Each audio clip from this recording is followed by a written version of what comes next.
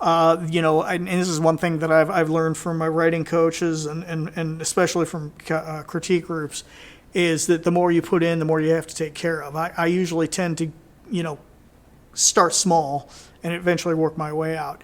But when I get to the point where I've got characters in there that really are there for a specific purpose to make something happen, and other than that, there's nothing you can say about them. You don't want to get into them very much because they're not really going to be in the story. That's kind of when I say to myself, okay, that's enough. Usually I'm comfortable between 4 and 6 characters. Okay?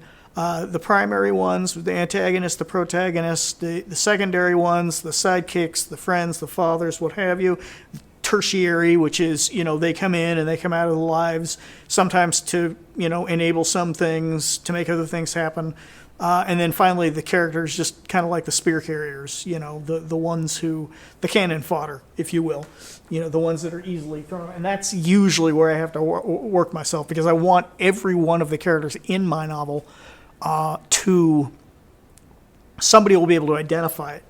I have to have them, be able to say, okay, this guy reminds me of this. And it's going to be different with everybody, But there has to be that trigger so they can say, oh, yeah, I can relate to that. I know a guy like that. Because that, to me, is key. And it's really great when I have somebody who is reading in my critique group or my writer coach or whatever says, oh, you know what, I know somebody like that.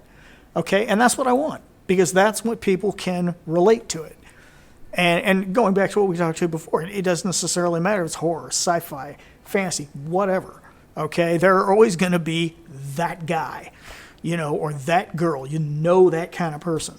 And that helps fill it out in their mind. Because what you're writing down may not be taken in the way that you think it's going to be. Okay? And I get that pointed out to me all the time. So, I think that's the best way to cover it.